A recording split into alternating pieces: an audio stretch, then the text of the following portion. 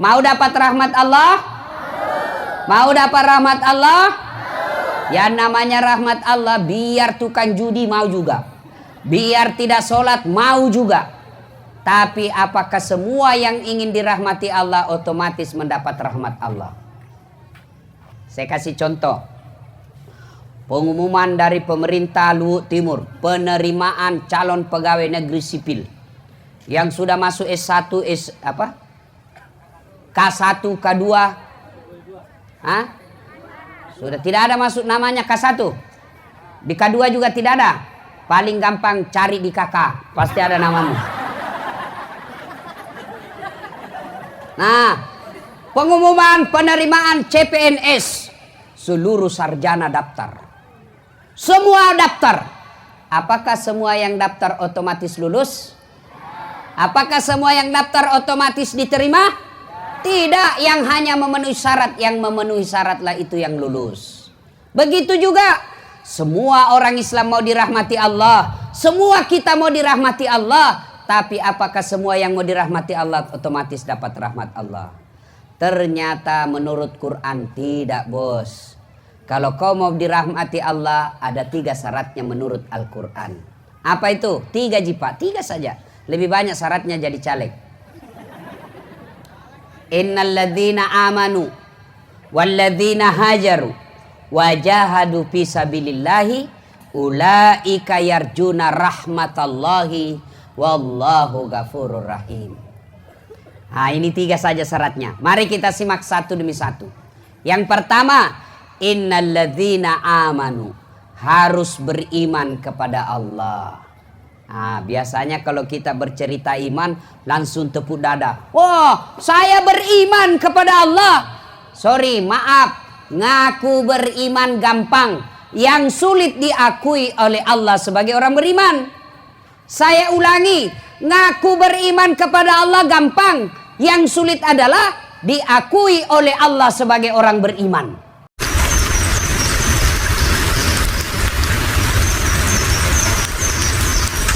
Apalagi setan, itu cowok yang ada di sampingmu cewek, setan itu. Pergi pengajian sama cowoknya, beleng. Masa dengar pengajian pegang remas-remas tangannya cewek. Siapa ajar kok? Dengar pengajian kesempatan dalam kesempitan. Kasih halal dulu, nikah baik-baik. Kalau sudah nikah halal 24 jam, biar kau tidak keluar kamarmu 3 hari. Bahkan kalau sudah nikah menurut Quran, istrimu adalah sawah ladangmu. Istrimu adalah sawah ladangmu. Silakan kau datangi dia dari arah mana saja. Itu bahasa Quran. Namanya bapak punya sawah, hak garap ada sama bapak. Mau dicangkul dari depan boleh. Cangkul dari belakang boleh. Cangkul dari samping boleh. Cangkul sambil jungkir balik boleh. Yang penting jangan kau cangkul sawahnya orang cilaka. Namanya sawah, kita punya sawah. Bapak punya, silakan cangkul. Model cangkulnya terserah. Mau pakai cangkul Jawa boleh. Mau pakai cangkul Bugis boleh. Makanya halalkan dulu. Sampean cewek, jangan dekat-dekat sama cowok. Sedikit lagi, sedikit lagi, sedikit lagi. Beleng-beleng. Apa itu? Apa itu dibagi? Kue. Sebentar bagi konsumsi deh. Sebentar. Kota amal. Nah, sebentar. Karena kau dengar ceramah, tidak ada yang kasih kau itu. Karena mereka dengar ceramah. Sebentar, kita salawat sambil edarkan celengan. Siapkan. Nah. Wa qala idzan, Allah kemudian berfirman, Bismillahirrahmanirrahim. Innallaha wa malaikatahu yusalluna 'alan nabi. Ya ayyuhalladzina amanu sallu alaihi wa sallimu taslima.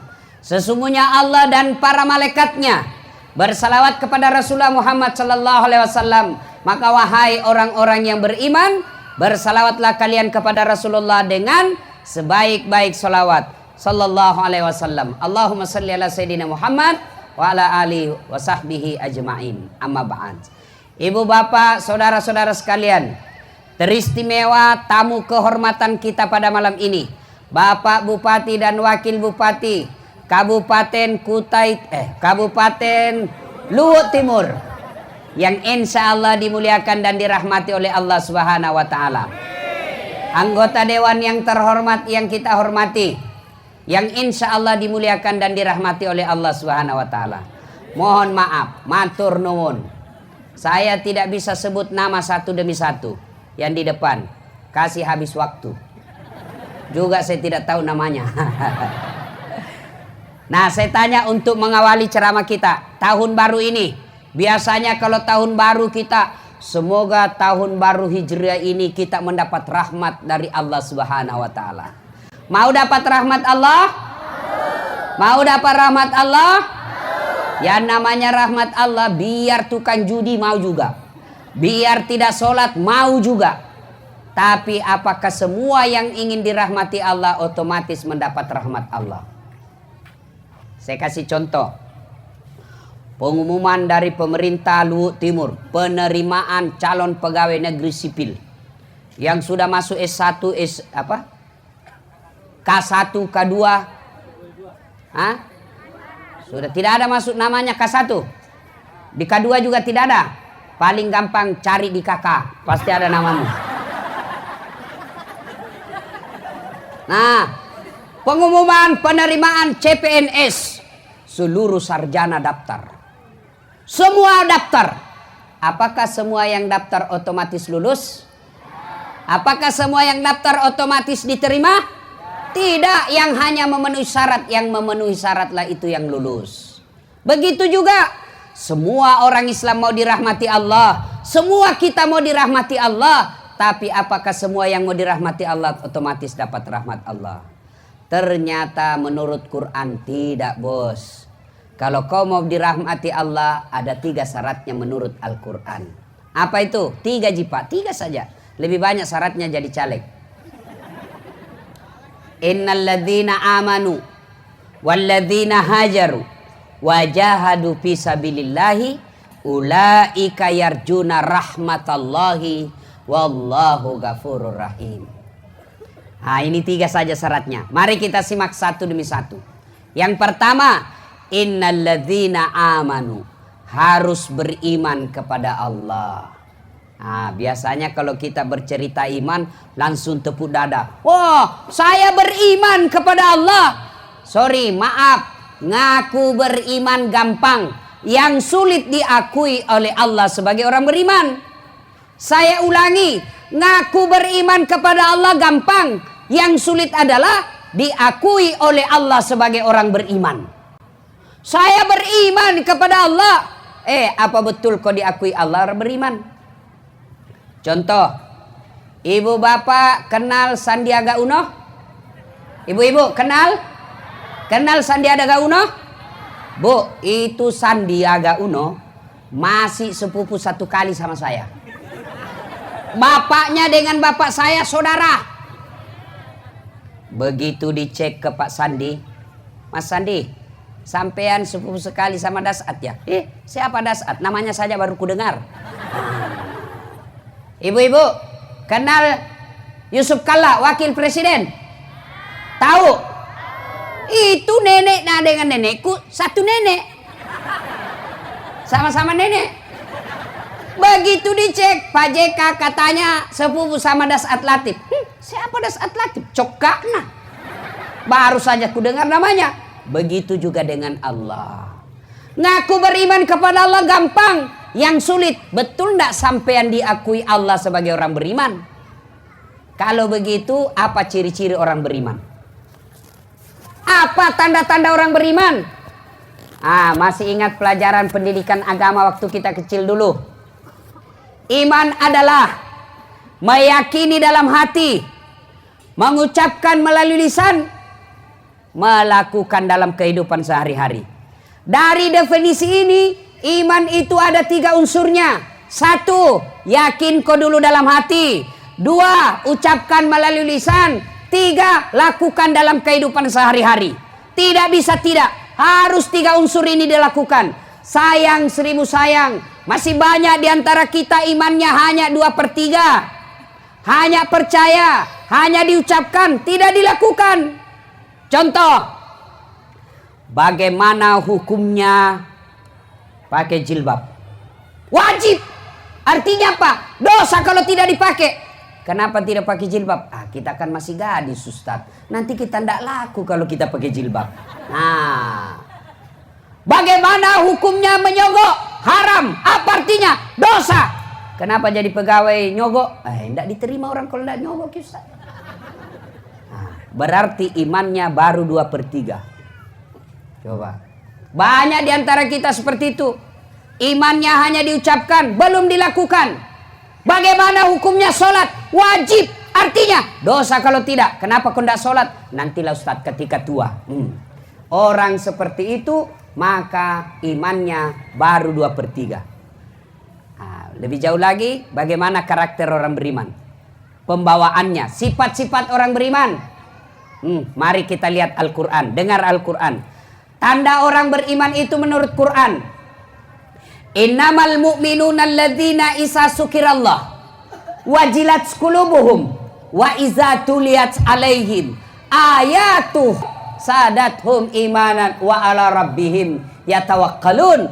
Tanda orang beriman itu, kalau dia mengaku beriman, tanda-tandanya kata Allah, 1, apabila disebut nama Allah bergetar hatinya. Nang kalinge senapung Allah Ta'ala tatenrengi nyawana. Bergetar hatinya. Bagaimana yang disebut contoh bergetar hatinya? Contoh, pernah jatuh cinta? Pernah? Pernah? Oh, saya sering, Pak. Sampai sekarang masih sering jatuh cinta. Itu katanya waktu saya masih muda, kalau ada orang saya suka, jangankan saya lihat mukanya, saya dengar saja namanya disebut sudah bergeletar hati saya. Nah, bilang temanku, dum-dum gled. Apa itu dum-dum gled? Dumba-dumba gleter. Jangankan kulihat mukanya, dengar saja namanya. Bahaya, Masya Allah. Apakah namanya Allah mampu menggetarkan hati kita? Ternyata sangat sulit bangsa Indonesia sekarang ini bergetar hatinya. Kenapa? Dengar nama Allah banyak yang merasa terganggu. Dengar nama Allah banyak yang merasa tidak tenang. Mana buktinya? Azan. Dengar nama Allah, Allahu Akbar, Allahu Akbar. Jangan kencang-kencang, keras, tidak boleh keras-keras, kecil saja. Namanya panggilan harus keras. Mana bisa memanggil tidak keras? Bukan panggilan itu, bos. Bici. Si Bici. Si Bici namanya itu, bos. Namanya panggilan. Woi, dasat. Manggil namanya itu. Azan itu panggilan sholat, jadi harus keras. Kalau dikecilin, bukan panggilan sholat namanya itu. Ada yang bilang lagi orang pintar, dia bilang kan semua orang sudah tahu waktu sholat. Sudah ada di handphone. Betul, kalau begitu alasannya mestinya bandara tidak usah ada panggilan. Di bandara itu sudah jelas jam berapa berangkatnya. Sudah jelas pintu berapa, sudah jelas pesawatnya. Tapi begitu tiba waktunya, para penumpang nomor penerbangan ini dengan nomor kode ini dipersilakan maju masuk ke pesawat melalui pintu 3. Diulang sampai 3 kali. Azan kita 1 kali, bos. Ini diulang 3 kali. Masih belum cukup, disebut nama 3 kali, Pak. Atas nama Dasat Latif dipersilahkan masuk ke ruang pesawat melalui pintu 3. 1. 2 kali dipanggil lagi. Atas nama Dasat Latif dipersilahkan naik ke pesawat melalui pintu 3. 2 kali. Sampai 3 kali belum datang. Wabillahi taufiq wa hidayah. Tutup pesawat. 3 kali orang dipanggil, Pak. Kita azan 1 kali merasa terganggu. Bagaimana ceritanya ini orang merasa beriman? Nanti ketika di akhirat dia mengaku, saya beriman kepadamu ya Allah. Allah berfirman, kenapa Palik kau merasa terganggu kalau azan? Seandainya azan itu sebut nama Dasat, kan tidak. Nama-nama Allah. Allahu Akbar, Allahu Akbar. Ada yang bilang, mengganggu itu azan, jelek suaranya. Solusinya bukan dikecilkan. Solusinya apa? Solusinya ganti tukang azan yang baik suaranya. Karena ada juga tukang azan bikin jengkel suaranya.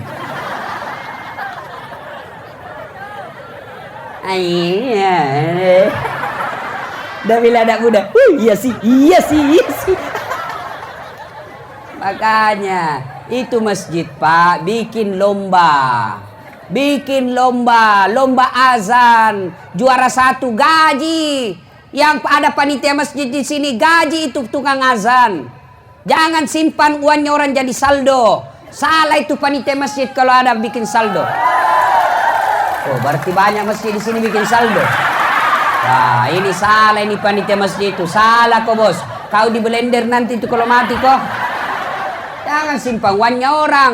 Banyak juga panitia masjid itu saldo kas 70 juta. Begitu kita mau kencing tidak ada air. Masih baik kalau kencing Pak. Kalau air besar. Saya pernah singgah. Percaya diri saya. Langsung saja dulu.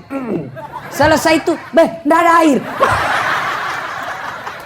Kalau kencing Pak masih aman. Bisa saja digalate saja. Tapi ini. Ada kuning-kuning. Ini kesalahan panitia masjid. Jangan simpan suannya orang. Gaji. Bikin sayembara Muharram. Bikin sayembara azan. Lomba azan parade Muhammad dalam rangka semarak Muharram. Oh, luar biasa. Ini luar biasa. Pak Bupati, Pak Wakil Bupati, anggota DPR. Terima kasih Pak. Berapa kabupaten yang ada di Provinsi Sulawesi Selatan ini Pak? Belasan. 24 kalau saya tidak salah. 24 kabupaten kota yang ada di Sulawesi Selatan Pak. Hanya timur yang rame perayaan ulang tahun. Bayangkan Pak. Senangnya lagi kita Pak. Bupati wakil bupatinya hadir dengan senyum-senyum. Akrab. Pak wakil bupati telepon Pak Bupati. Iya kanda. Pak Bupati telepon wakil bupati. Iya Dinda. Kan enak dirasa kalau begini akur. Kalau pemimpin kita baku bombe kita, rakyat bingung. Si salah-salah. Baru 3 bulan sudah dilantik, baku bombe. Ketemu baku bengkok mukanya. Ini biasa yang kasih baku musuh ini bupati sama wakil bupati tim sukses. Ini biasa tim sukses kasih salah-salah orang. Apa Jina pikir proyek.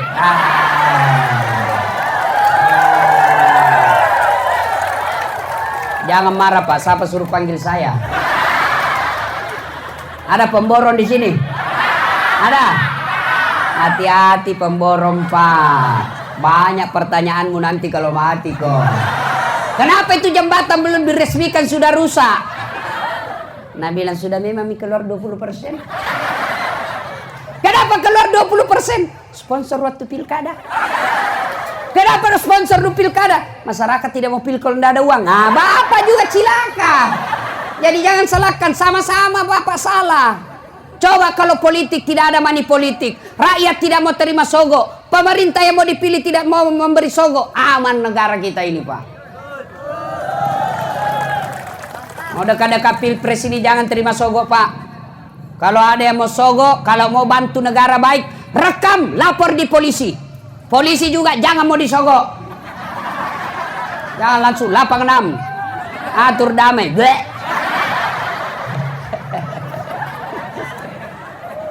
Itu polisi India, bukan polisi Republik Indonesia. Itu polisi India kalau ada film Pak, terakhir baru datang. Mati miso penjahat baru datang. Apa lagi? Bapak saudara-saudara sekalian, nah kembali tadi ya. Jangan simpan uangnya orang Pak. Bikin itu bermanfaat. Kalau Bapak simpan jadi saldo, kapan itu manfaat? Pada saat dijadikan pembangunan. Dibelikan tegel. Selama tegel dipakai, orang yang menyumbang dapat pahala. Tapi kalau uang disimpan saldo, maka yang menyumbang tidak jalan amalnya Pak. Jangan Bapak simpan. Sudah bangun masjid itu sudah selesai tidak ada perbaikan, maka cari masjid yang mau dibangun. Tinggal diumumkan, saudara-saudara sekalian jamaah, ini ada saldo 30 juta. Tinggal hanya mengendap tidak jalan uangnya Bapak. Maka kita bantu masjid tetangga desa. Tidak ada yang keberatan. Bahkan boleh bantu anak sekolah. Misal ada di sekolah itu, di kampung kita, kita percaya dia baik, agamanya bagus, jujur, mau sekolah, cerdas, tapi tidak ada duitnya, boleh dikasih uang masjid. Termasuk janda-janda tua. Kalau janda muda tidak usah, masih kuat cari uang. Ini bapak-bapak kalau bicara janda langsung senyum. Dede. Cule-cule nah. Gapat tujumu. Mau lemak bene na masakak benemu. Sudah dikunci leher, tidak bisa goyang. Baik kalau kunci leher disimpan meja kuncinya, masih bisa diambil. Ini kunci leher dibuang di Sungai Tallo.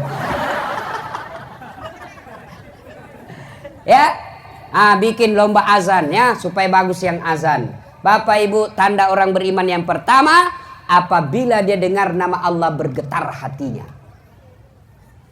Bagaimana hati mau bergetar kalau kita sering mempermainkan nama Allah? Mana disebut mempermainkan namanya Allah? Mana disebut mempermainkan namanya Allah? Panggil pengajian, datang pengajian, apa dibilang? Insya Allah. Insya Allahnya bagus, kayak 17 tahun di Mekah. Tapi dalam hatinya tidak mau. Bapak berdosa ketika dipanggil mengucapkan insya Allah padahal tidak mau. Besok ketemu, kenapa kau tidak datang tabligh akbar? Kan bilang memang insya Allah. Ini bapak ini mau jadikan Allah sebagai kambing hitam. Tak boleh Pak, saya saja dijadikan kambing hitam, saya tidak mau. Saya manusia, bukan kambing. Allah kita jadikan kambing hitam. Datang ke pengajian, insya Allah. Padahal dalam hatinya tidak mau, tidak boleh. Orang seperti ini tidak bakal mendapat rahmat Allah. Apabila didengar nama Allah, bergetar hatinya. Maka aneh Pak, kalau ada orang Islam merasa terganggu ketika kedengaran azan di masjid. Saya bilang lebih baik saya dipenjara daripada biar saya dianggap melanggar undang-undang atau himbauan. Kalau masjid saya kasih kerar, biar saya ditahan. Yang penting saya bukan ditahan gara-gara saya korupsi. Ya, makanya jangan lagi bilang kalau saya cerita begini Ustadz bicara politik. Bukan, ini namanya amar ma'ruf nahi mungkar. Bapak kalau tidak pernah bela-bela agama Allah, tiba-tiba mati mendadak, Bapak ditanya, kamu kenapa tidak pernah bela-bela agama saya?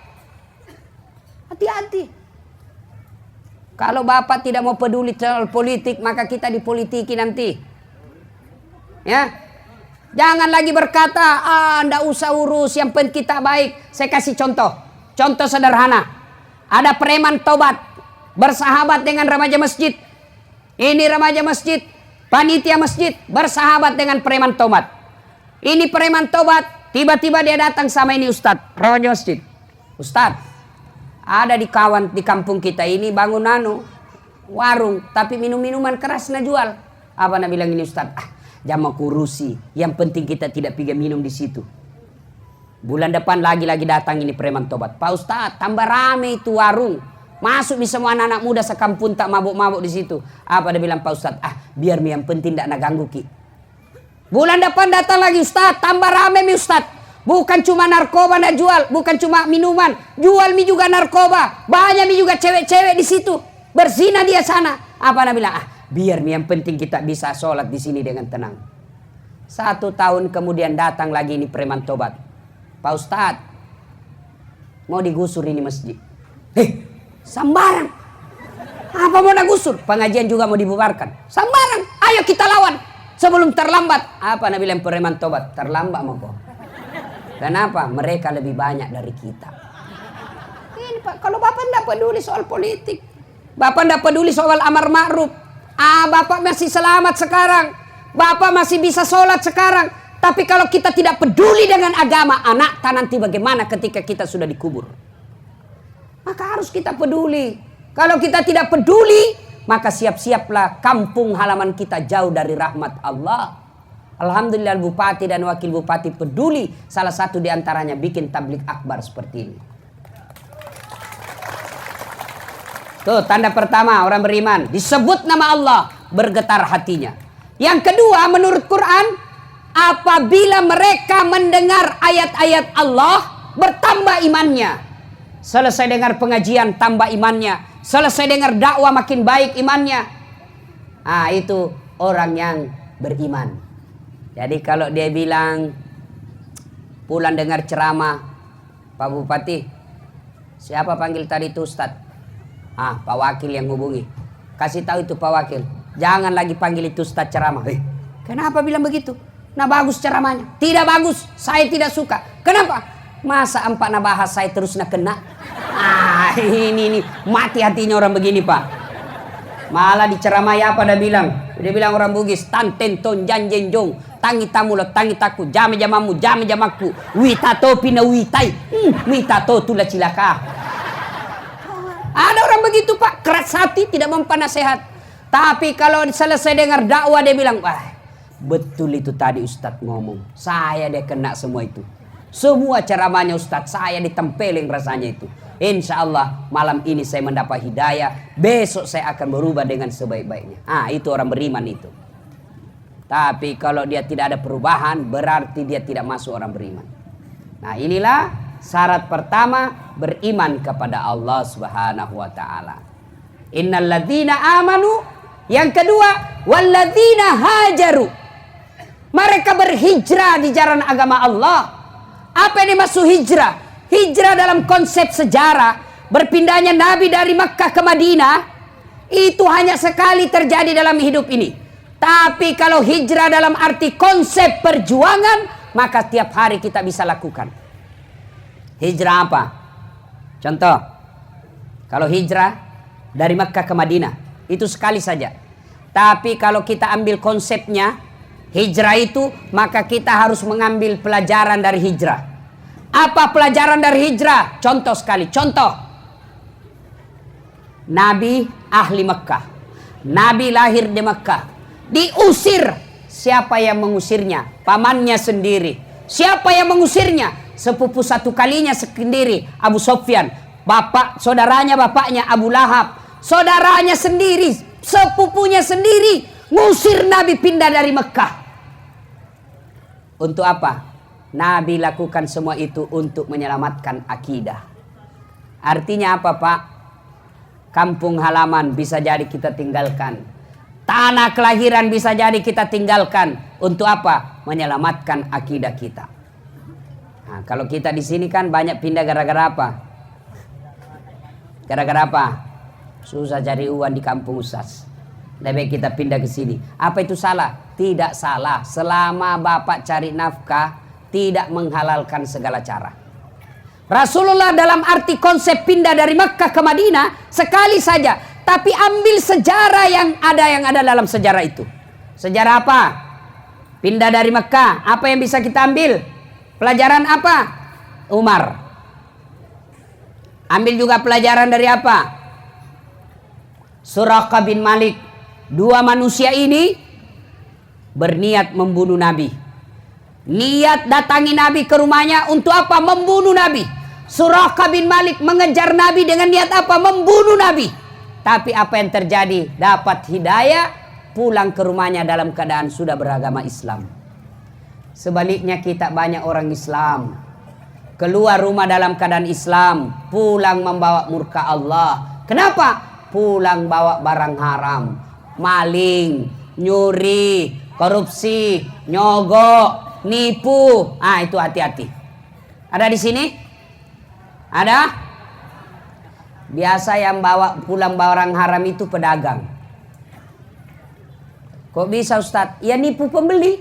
Terutama misal penjual beras. Ada penjual beras? Banyak. Hati-hati, jangan sampai Bapak tulis 2 kilo padahal tidak cukup 2 kilo.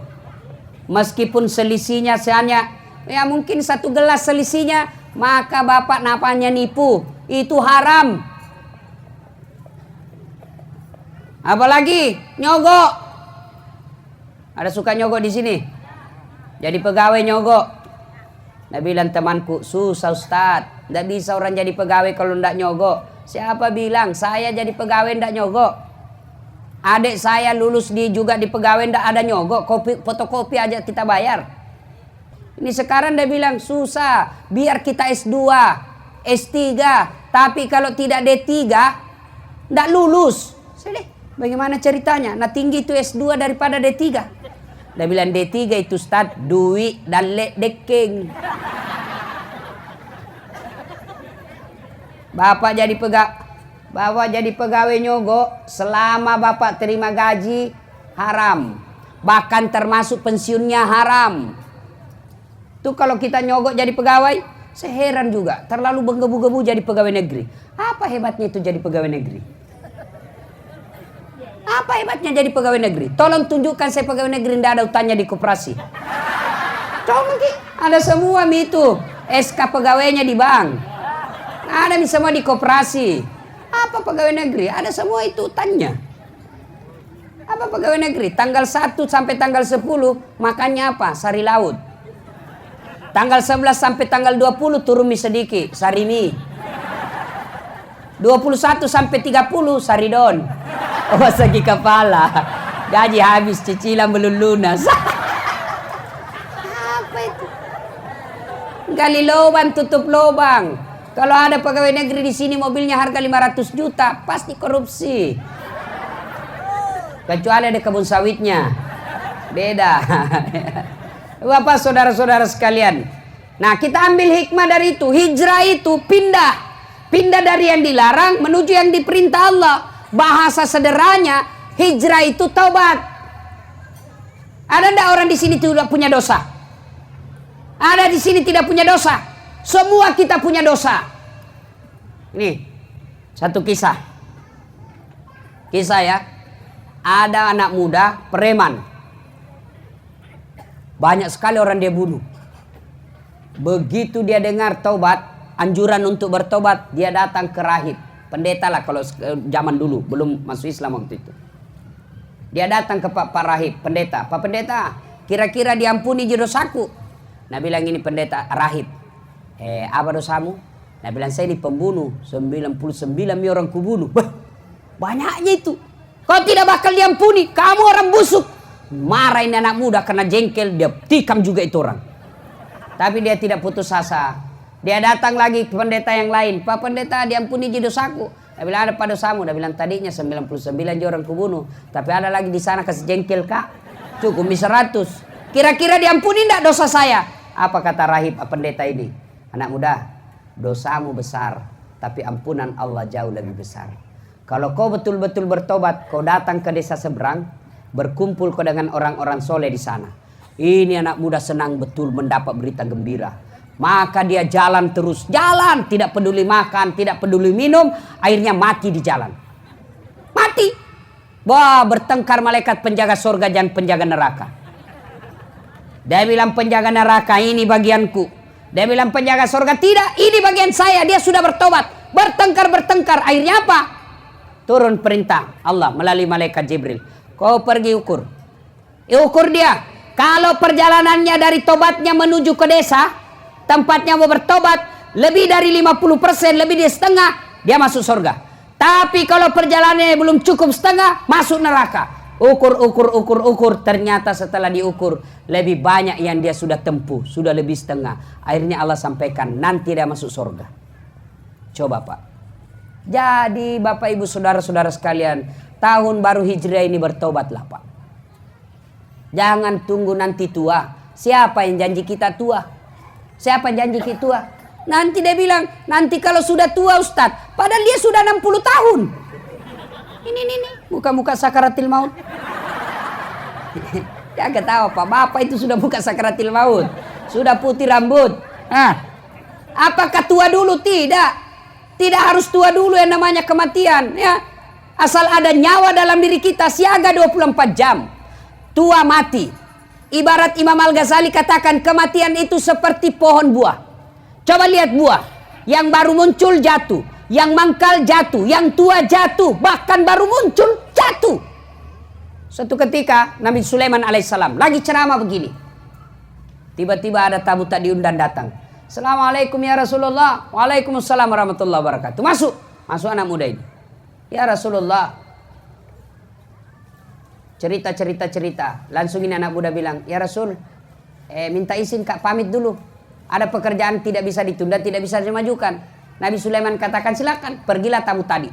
Sepeninggal tamu tadi, Nabi bertanya ke seluruh jamaah. Saudara-saudara sekalian, ada yang tahu siapa itu tadi tamu? Tidak ya Rasul, Anda yang lebih tahu. Nabi Sulaiman berkata, oh itulah tadi malaikat pencabut nyawa. Yang setiap kali datang pasti ada yang mau diambil. Dan tidak kembali sebelum diambil yang diinginkan. Tiba-tiba anak muda angkat tangannya dari belakang. Ya Rasul, itu tadi malaikat pencabut nyawa. Iya. Tidak kembali sebelum diambil yang diinginkan. Iya. Mati misalnya. Kenapa? Semenjak dia datang sampai pulang saya terus nalihat-lihati. Nabi Sulaiman, hati-hati kok. Barangkali kau itu na ser-ser. Meletek pemala-mala deh. Nabi bilang, ya Rasulullah, bawa kau jauh sampai tidak tahu kak. Nah dia, siapa tahu saya mau itu tadi. Angin, tolong terbangkan anak muda ini. Nabi Sulaiman pandai memerintah angin. Tentu dengan izin Allah. Palutui, melek lokega bawah, tiwi. Diterbangkan anak muda ini, naik ke atas angin. Terbang kiri, kanan, lurus. Pas jauh Nabi bilang, jauh mak. Turun mak, kasih turun angin. Pas turun, baru satu langkah diinjakan kakinya di tanah, ketemu itu tadi tamu. Pak, dari mana kok? Dari tadi saya tunggu kok, makanya saya tinggalkan pengajian karena di sini kok harus mati. Dia hindari kematian, justru didatanginya.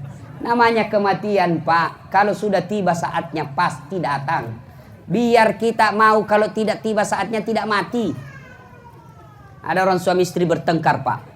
Bertengkar, didapat suaminya SMS-nya selingkuh. Ada sini suka selingkuh? Banyak. Dengar baik-baik yang suka selingkuh ya. Ada buku saya baca baru-baru, bukan selingkuh judul anunya, tapi maknanya sama. Siapa yang melakukan selingkuh, itu satu kali hancur amalnya 40 tahun.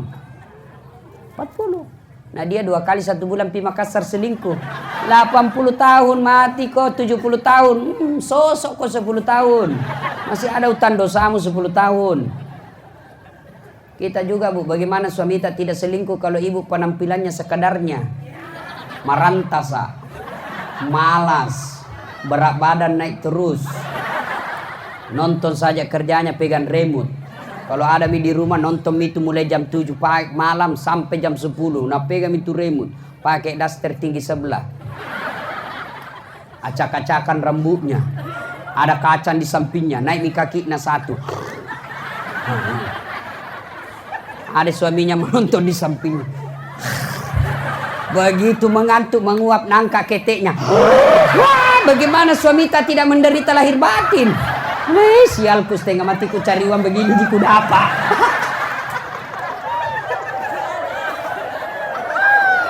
Hancur.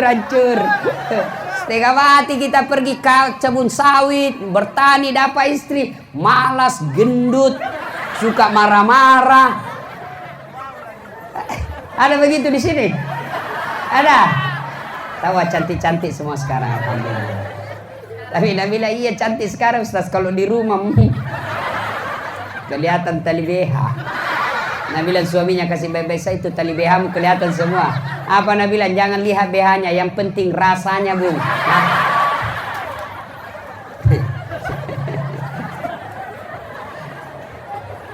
Ibu bapak saudara-saudara sekalian.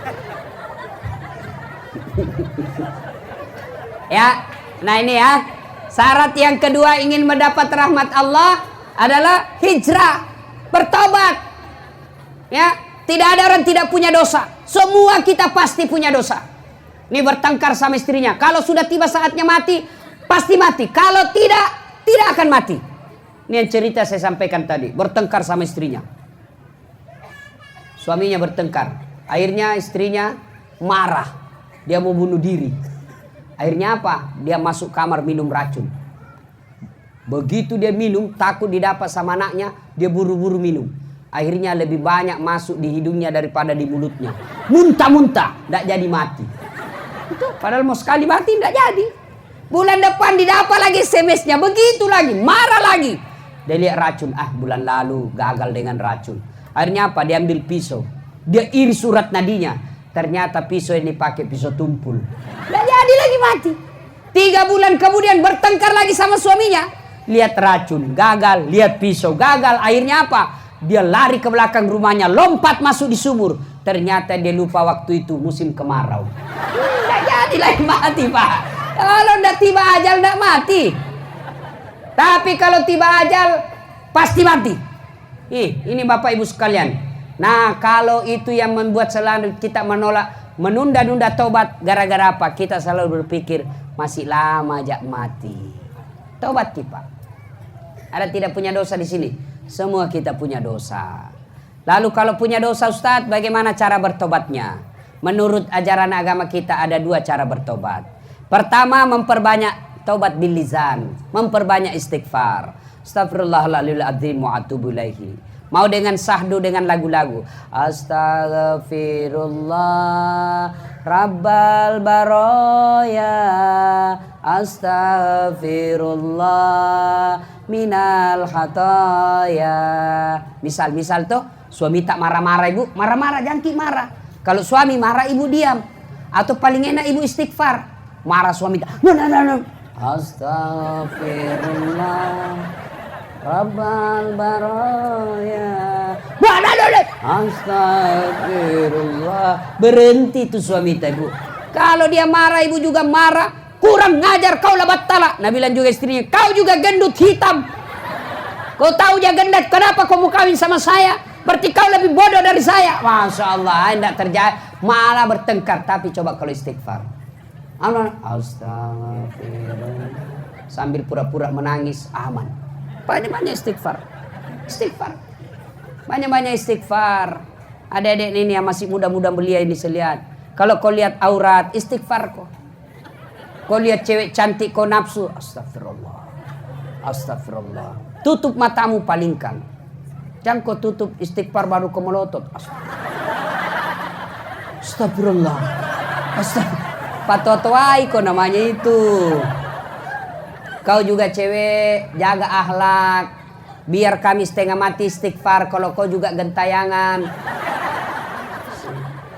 Mari kita kerjasama. Kami laki-laki jaga mata. Tolong anda akhlakmu kamu jaga. Itu cewek dulu pak, Masya Allah susahnya dilihat auratnya. Zaman saya SD dulu tuh perempuan sangat terpelihara. Bayangkan kalau jatuh pulpennya, mau nak ambil. Itu kan dulu ndak ada namanya jilbab. Tapi itu perempuan sopannya. Kalau dia mau tunduk, itu udah pegang itu anunya. Kancing bajunya begini. Baru tunduk. Baru nak pegangnya juga di belakang sini. Sekarang perempuan nak sengaja memang buka besar-besar sini. Baru jalan ke sini. Kita nasesa ustaz gimana? Ya pasti dilihat kabaran bagus. Yang kau ketawa cewek, kau nak kena. Biasa saya bilang ini cewek ini sekarang lebih mahal itu paha ayam kampung daripada paha cewek. Coba itu kalau mau lihat paha ayam kampung, nggak gampang toh. Dikejar dulu itu ayam. Dikejar 1 jam baru ditangkap. Begitu mau ditangkap dia terbang naik ke atap. Lelu yolo pak. Sudah ditangkap dibeli karena bukan kita punya ayam. Dibeli 70 juta. 70 ribu dibelikan nih ayam kampung. Sudah itu sudah dilihat pahanya. Belum, dipotong dulu dengan bismillah. Sudah dilihat pahanya? Belum. Direbus dulu air panas. Sudah lihat pahanya? Belum. Dikupas dulu. 1 jam dikejar, dipeli 75. Dipotong bismillah, direbus air panas, baru dicabut, baru bisa lihat paha ayam. Ayam kampung. Tapi cewek kampung. Baru 10 menit berdiri di pinggir jalan, 10 paha cewek gratis. Iya baik kalau putih. Banyak baut-bautnya. Lah cilaka. Ya, aku ketawa cewek, serius orang ini. Dengar cewek ya, kami ini laki-laki sebenarnya tergantung perempuannya. Tergantung perempuan. Mana buktinya? Coba lihat itu anak-anak gadis, anak-anak cowok kalau dia kumpul di pinggir jalan. Lewat cewek pakai jilbab, paling diganggu. Assalamualaikum. Paling itu. Bau sorga. Paling itu. Tapi kalau yang kelihatan dadanya, kelihatan pahanya, lewat. Cewek jungkir balik dong.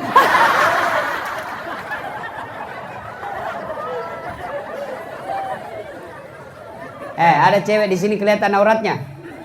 Maka ketika Anda tobat, hapus itu foto-foto di Facebook dan medsosmu yang ada kelihatan aurat.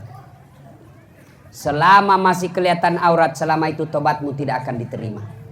Hati-hati perempuan yang suka menyebar foto-fotonya yang tidak menutup aurat. Bapak meninggal, ibu meninggal, selama foto itu masih beredar, selama itu bapak, ibu, bapak dapat kiriman pahala dan disiksa di kubur. Ini sekarang ini perempuan, hati-hati. Itu perempuan dulu, Masya Allah. Kalau lewat itu perempuan depan rumah, apa Nabi bilang biasa itu orang tua. Migana ero, matan resirilada mana? Dek sisa gagai rita gagana. Kelihatan, dia kan dulu ndak ada pakai jilbab. Apa jina pakai sarung? Sarung di bawah, sarung di atas. Sekarang lewat cewek, nigana ya Roma kuras siri.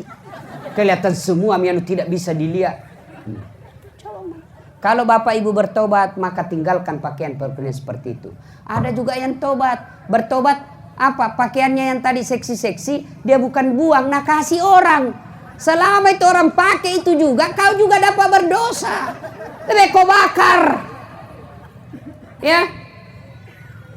Ibu bapak, saudara-saudara sekalian, tidak ada manusia yang tidak punya dosa. Semua kita punya dosa. Maka bertobatnya dengan cara apa? Memperbanyak istighfar.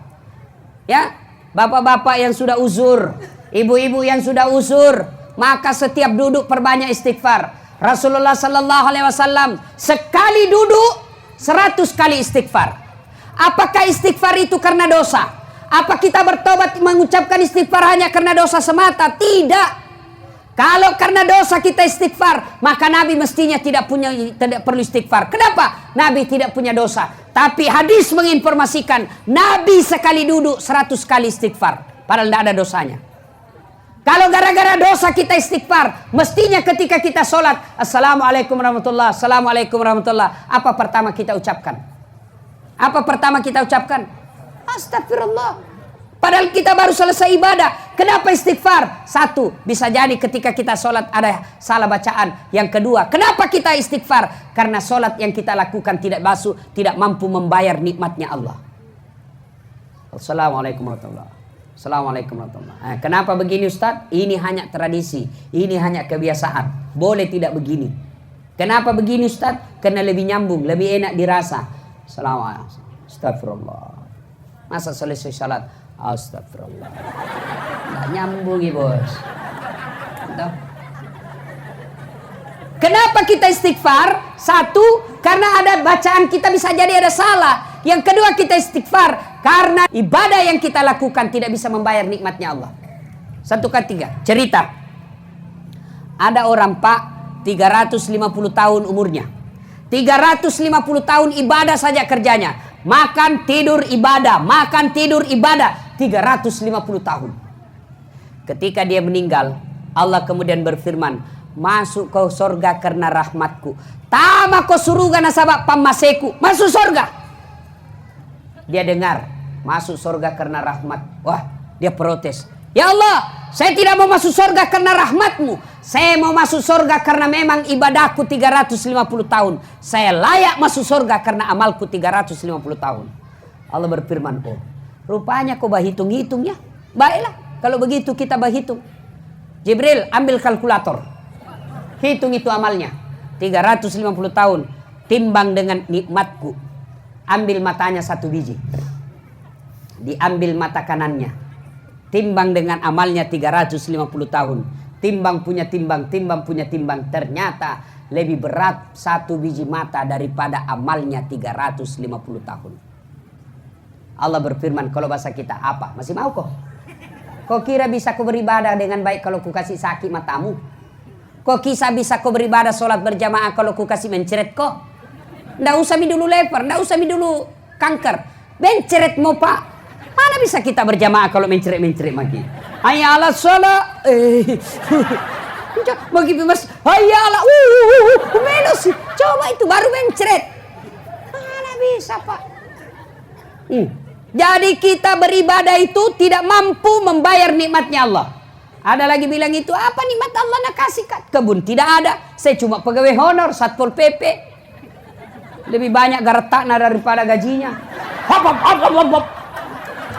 Hormati tongi tahu ada tuh lamban-lamban tuh polisi setengah. Hormati tongi tahu kasihan tuh.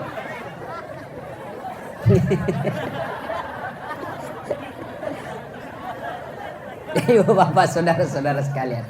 Ya, kembali ya. Nah, syarat yang kedua ini mendapat rahmat Allah adalah bertobat. Ya, banyak-banyaklah bertobat. Satu, bertobat dengan apa? Istighfar. Astagfirullahaladzim wa atubu ilaihi. Nah, lanjut kisah tadi.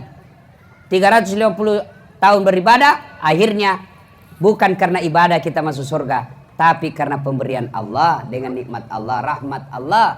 Ada yang bilang, saya ini orang miskin Ustaz. Apa nikmat Allah? Kenapa kita miskin? Karena yang kita pikir uang, yang kita pikir kebun, yang kita pikir jabatan, yang kita pikir rumah mobil.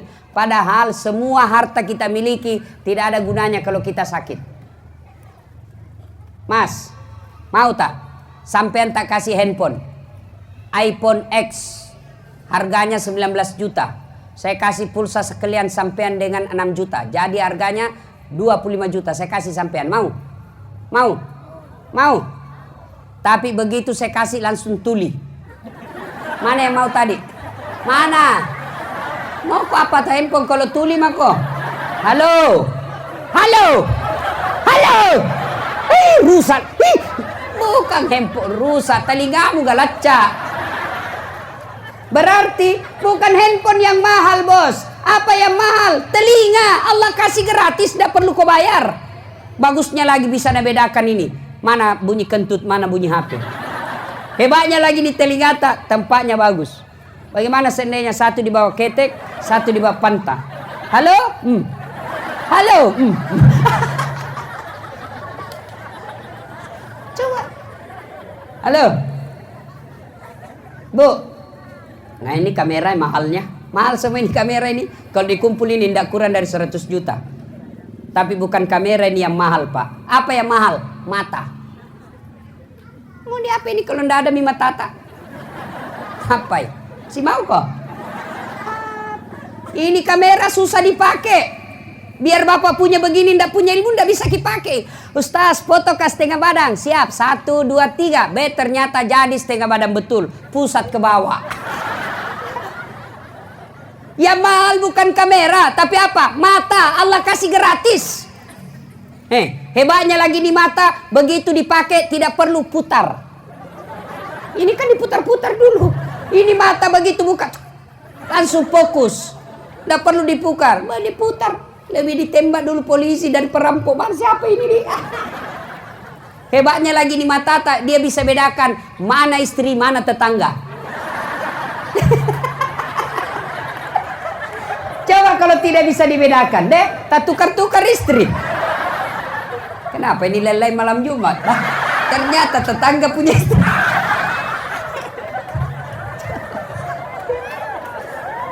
Jangan pernah merasa miskin. Maka demi Allah, sholat yang Bapak lakukan, puasa yang Bapak lakukan, zikir yang Bapak lakukan tidak mampu membayar nikmatnya Allah. Maka kita istighfar.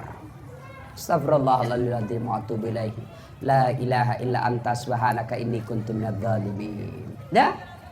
Yang kedua, kalau mau bertobat dengan cara apa? Memperbanyak sholat sunat taubat. Bagaimana caranya sholat sunat taubat, Ustadz? Sama sholat biasa, sama sholat duha, cuma beda niat. Kalau duha niatnya duha, kalau taubat niatnya sholat taubat. Sholli sunnatal taubat, raka'ataini lillahi ta'ala, Allahu Akbar. Itu bahasa Arabnya. Kalau bahasa Indonesia, saya niat sholat sunat taubat 2 rakaat, sunnah hukumnya bagi saya lillahi ta'ala, Allahu Akbar.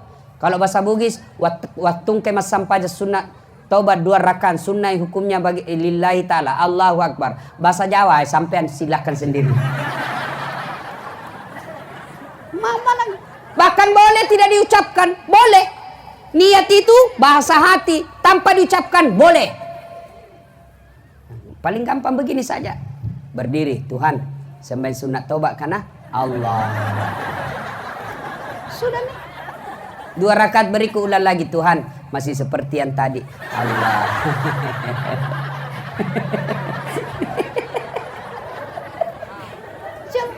Daripada ditunggu hafal lu salli, tidak dihafal, tidak sembahyang mah kok.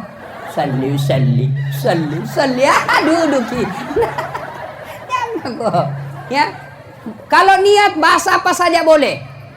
Kecuali takbir, tidak boleh bahasa apa saja. Ada pernah itu di Jawa mengaku ulama. Dia bilang boleh sholat pakai bahasa masing-masing. Kacaunya itu sholat. Yang jadi imam bahasa Arab. Allahu Akbar. Makmum orang sidrap. Pungallahu ta'ala malupu. Boy, ada masbuk orang dari Jenek Ponto pakai bahasa Kareng Allah Ta'ala lumpuh. Ada mu'alaf dari Toraja. Dia pakai bahasa Toraja.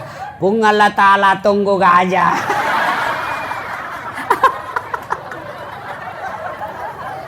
Terakhir teman kita anak Jakarta, anak gaul dari Betawi. Dia takbir pakai bahasa Betawi. Allah, gede banget gitu loh. Kalau niat boleh, silakan. Niat pakai bahasa apa saja, boleh. Sudah takbir baca doa iftitah. Sudah baca doa iftitah, baca Al-Fatihah. Sudah baca doa iftitah, baca Al-Fatihah, baca surah pendek. Silakan. Bahkan tidak baca surah pendek pun boleh. Ruku, sujud, naik, selesai. 2 rakaat. Kapan tobatnya Ustaz? Sujud terakhir. Tobatlah. Sampaikan apa penyesalan Bapak. Sampaikan apa penyesalan. Sampaikan curhat. Sampaikan dosa. Kan saya Allah. Saya hilap waktu saya SMA ya Allah. Saya pernah menipu teman saya Allah. Maafkan saya Allah. Silakan sampaikan. Ya Allah, saya hilap tadi di kantor ya Allah. Saya pegang tangannya sekretarisku. Anehnya dia pun memegangku ya Allah. Akhirnya kami baku pegang-pegang.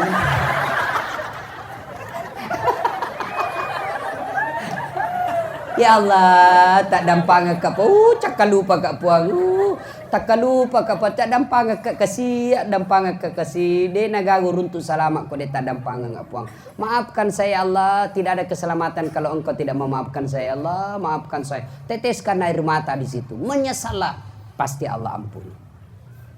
Cuma kalau dosa sama tetangga, harus Bapak datang minta maaf sama tetangga. Yang kedua, kalau ambil tanahnya tetangga, kembali tanahnya tetangga. Biar Bapak minta maaf sampai keluar air mata, sampai bahkan darah keluar, minta maaf, tapi barangnya orang tetap diambil, tidak sah itu maafnya. Makanya yang pernah ngambil piring waktu pengantin, kasih kembali besok. Termasuk ini ada pegawai-pegawai yang datang SKPD yang pernah ngambil gorden rumah dinas. Kas kembali. Itu ada mantan menteri Pak mencuri biar gorden dibawa semua pulang. Labu apa kau tuh cilaka? Kalau selama Bapak biar hitam jidat, kalau barang-barang orang kau tidak kembalikan, tidak tobatmu tidak diterima. Dan parahnya lagi kalau kita dosa sama orang Pak, selama tidak kembalikan itu barang, maka ketika di padang mahsyar kelak ketika menunggu untuk diadili, disuruh pikul semua barang yang pernah kita ambil. Bayangkan itu Pak, menunggu orang ngantri, disuruh ambil pikul itu yang pernah barang diambil. Lewat itu tetangga tak, kau paling ambil saya punya. Lewat itu anak buah atas, pantas silam meja di kantor, ternyata Bapak yang ambil. Saya yang dipecat gara-gara Bapak. Saya bukan orang kaya, saya bukan pejabat, saya juga bukan mahasiswa, tapi saya kuat. Bantu jihad dengan tenagamu. Ada pembangunan masjid, kau pergi angkat semen. Jihad. Saya tidak pejabat, saya tidak kaya, saya bukan mahasiswa, saya juga tidak kuat angkat semen. Bantu jihad dengan apa? Jihad dengan diam. Diam kok. Siapa mana bicaramu? Ada juga itu orang begitu Pak. Tidak pernah dilihat meski, tidak pernah menyumbang. Wahnya lang bicara mak ko bawan olah seke. Jihad dengan cara apa? Tenaga dan harta. Ini tadi yang edarkan celengan, Bu Bapak, percayalah, yang Bapak masukkan tadi di celengan, itulah yang Bapak miliki, bukan yang di rumah. Yang penting jangan gara-gara celengan tadi itu kau kasih Ustaz. Kumpul-kumpul celengan sumbangan untuk honornya Ustaz. Yang jadi Ustaz. Pak Bu, yang terlalu pelit. Kekayaan kita kata Nabi hanya 3. Terlebih bawang. Kekayaan kita di dunia ini hanya 3. Lebih dari itu bukan kita punya. Apa kekayaan kita? 1, yang habis kita makan. 2, yang hancur kita pakai. Yang ketiga, yang telah kita sedekahkan di jalan agama Allah. Lain dari ini bukan kita yang punya. Mobil, rumah, kebun, deposito demi Allah bukan kita punya. Begitu kita meninggal, ahli waris yang miliki. Iya kalau ahli waris kita baik agamanya. Kalau ahli waris kita jahat, ahli waris kita tukang judi, maka harta yang kita pelihara, harta yang kita kumpul semenjak kita hidup, ternyata dia pakai berjudi. Sedekah. Ibu-ibu jangan terlalu pelit. Tidak ada orang suka itu orang pelit. Percayalah, bahkan orang pelit sekalipun tidak suka sama orang pelit. Nah, bilangnya gue pergi rumahnya sekeki, padahal dia juga seke. Ada caleg di sini? Ada? Dia lalu kau seke cilaga. Kalau kau caleg dari seke, tidak ada pilih kau. Ayo, sedekahlah. Bersedekah. Ada di sini asam urat, kolesterol, ginjal, prostat. Sedekah. Yang pelit. Sedekah. Sittatu asya'in tasidu fil umur. Ada 6 sifat yang membuat umurmu jadi panjang dan kau tertolak dan bencana. Satu di antaranya kata Nabi, as-sadaqatu, bersedekah. Kenapa bisa? Banyak yang doakan ki. Coba, kalau bapak kulit, siapa mau doakan ki? Tapi kalau rajin sedekah, kita sudah mati, orang masih doakan kita. Sudah 3 tahun meninggal, lewat di kubur ende. Sehingga kau dulu doakan kini. Baik sekali ini tetangga tak dulu waktu hidup. Setiap ada pembangunan masjid, dia bantu. Doakan. 3 tahun yang lalu sudah meninggal orang masih ingat. Itu kalau orang rajin bersedekah. Tapi kalau orang wakil sekte, dikirikan lah pakai jabatan. Jangankan mati, masih hidup nak doakan ke orang sial. Lewat mobil tanah doakan, tabrakan lalu. Udah sekte. Kira tuh bukan nak kasih dia mobilnya, ternyata nak kelas senja. Ada begitu orang pelit pak, asli pelit. Kalau ibu-ibu mau lihat pelit ya, kalau ibu-ibu lihat kalau dia belanja. Oh batin itu si tawa. Nah tawar orang sudah datang bawakan ini sepeda ikan masih natawar. Berapa ini ikanmu? 30.000. Mahal ya. 25 mau dah. 30. Nak bayar 30. Bayar 30. Tapi apa? Ini 30. Ambil sentuh 5. Modelnya ini ibu-ibu udah sekte. Yang dipelit pak. Adik-adik, Allah tidak senang orang yang selalu begini. Sedekah dengan cara apa? Jangan suka minta-minta. Sedekah dengan apa? Sedekah dengan diwu. Ada lagi bilang Ustaz ngajar minta sedekah, tidak punya bersedekah. Sedekahnya Ustaz dengan cara apa? Sedekah dengan ilmu. Sedekahnya bupati apa? Pembangunan yang baik. Sedekahnya ibu-ibu dengan apa? Bantu tetangga. Tidak bisa sedekah dengan uang. Sedekah dengan apa? Sedekah dengan tidak mengganggu tetangga. Ini kita sudah pelit, tidak mau kasih uang, tidak pernah ngirim-ngirim kue, tidak pernah juga jelek lagi sifatnya, suka ganggu orang. Apa yang kita mau bawa ketika kita meninggal? Kalau kita tidak bisa tetangga kita dengan tidak bisa menolong dalam bentuk materi, maka tolong tetangga dengan tidak mengganggunya. Itu sedekah kita. Dan demi Allah Pak, tidak ada orang bangkrut gara-gara sedekah. Pernah ada orang di sini, di kampung ini, Ustaz, itu di sudut rumahnya dulu, kaya itu yang besar rumahnya itu, kaya sekali dulu, bangkrut gara-gara rajin sedekah. Tidak ada orang bangkrut gara-gara sedekah Pak. Yang bangkrut gara-gara apa? Selingkuh. Bukan poligami ya, bukan poligami, selingkuh. Kalau poligami halal ibu, yang tidak marah-marah. Halal itu bu. Kami bilang istriku, saya setuju poligami, yang penting bukan suamiku. Maca. Ini mamanya cek di rumah tambah pintar juga sih dia. Saya bilang jangan, aku suka berpikir uang. Nggak dibawa mati tuan. Saya bilang betul, uang tidak dibawa mati. Tapi kalau tidak ada uang rasanya mau mati. Tidak baca tuh, bedanya. Ya, ibu jangan terlalu pelit. Ibu, ada suaminya di sini mulai lelai pikirannya. Tolak bala dengan sedekah. Gimana caranya Ustaz? Bangun ki sholat hajat, minta dilindungi suami tak. Sholat hajat ki 2 rakaat, paling bagus kalau 8. Selesai itu berdoa maki, ya Allah, Engkau yang menitipkan rasa cinta dalam hati suamiku. Pelihara suamiku, jangan sampai dia tergoda wanita jahat ya Allah. Engkau yang membolak-balikkan rasa cinta dalam hati suamiku. Kasih pusing kepalanya kalau dan dia ke satu hari. Lalu lengkapi supaya cepat dikabulkan doanya. Nasarki, ya Allah ini ada uangku 1 juta. Besok saya bawa ke panti asuhan. Tolak parah. Mudah-mudahan 1 juta ini istriku. Apa dia bilang? Istrinya dia bilang, mudah-mudahan 1 juta ini suamiku terhindar dari wanita jahat. Bismillah. Coba maki besok. Coba ki. Kalau suami kita mulai nakal, mulai apa, tolak parah kini yang sedekah. Dan jadi masalah kalau suaminya juga bangun sholat. Karena suami rumusnya sedekah. Tidak sebab hajat. Ya Allah, jangan miti bini ya Allah. Ajal lu bawa na jama ya Allah. Pwede macumutoy, makutu. Ya Allah, ini ada uangku 1 juta ya Allah. Saya tolak bala ya Allah. Ya. Mudah-mudahan 1 juta ini istriku hilang saya kawin lagi. Tapi bingung malaikat. Mana ini dikabulkan? Pak, Bu. Moki bagus ekonomi tak sedekah. Buka Quran. Tahu soal sedekah dalam Quran? Coba baca Quran. Kau belanjakan hartamu di jalan agama Allah ibarat kau menanam 1 biji. Dengan 1 biji tombol 7 bulir. Yang setiap bulirnya mengandung 100 biji. Artinya 1 biji ganti 700 kali itu. Coba ya. Bapak ganti sedekah 10.000, Allah ganti 700 kali itu.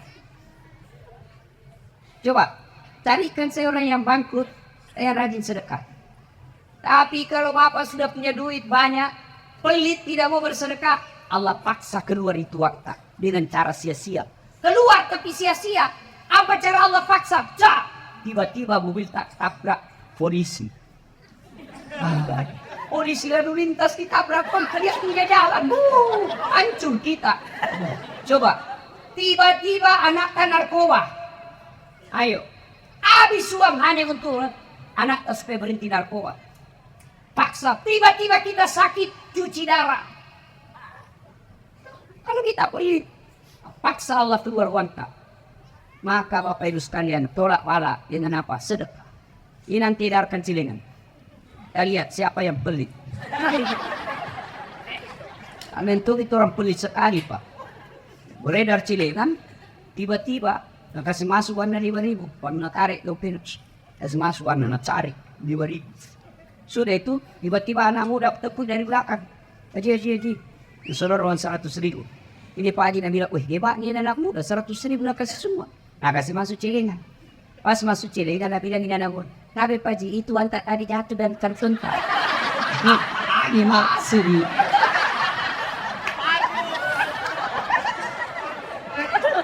Ada berisik. Begitu peliti ini orang. Nah datang itu panitia masjid. Waktu nak buka. Amin salah masuk ini. Ih dah buat jahat. Bapak saudara-saudara sekalian, inilah 3. Kalau ingin mendapat rahmat Allah, 1, beriman. Silakan jadi tentara beriman. Silakan jadi polisi beriman. Silakan jadi pengurus partai beriman. Bupati yang beriman, wakil bupati beriman. Anggota DPR yang beriman. Ustadz pasti beriman. Apa saja kita kerja beriman. Jadi petani beriman. Jadi pedagang beriman. Politisi beriman. Silakan. Yang kedua syarat ingin mendapat rahmat Allah, yaitu berhijrah, taubat. Dan yang ketiga jihad dengan cara harta dan jiwa kita. Apabila ketiga hal ini kita lakukan, maka lanjutan ayat ke ulaika yarjuna rahmatallahi wallahu ghafurur rahim. Itulah orang-orang yang betul-betul aku rahmati kata Allah dan akan mendapat ampunan dari subhanallah. 3 ini kita lakukan Pak, insya Allah betul kita akan mendapat rahmat. Tahun baru ini kita akan mendapat rahmat dari Allah Subhanahu wa taala. Ibu bapak saudara-saudara sekalian, ingin rasanya berlama-lama, tapi waktu itu adalah yang membatasi kita. Insya Allah lain waktu dan kesempatan kita akan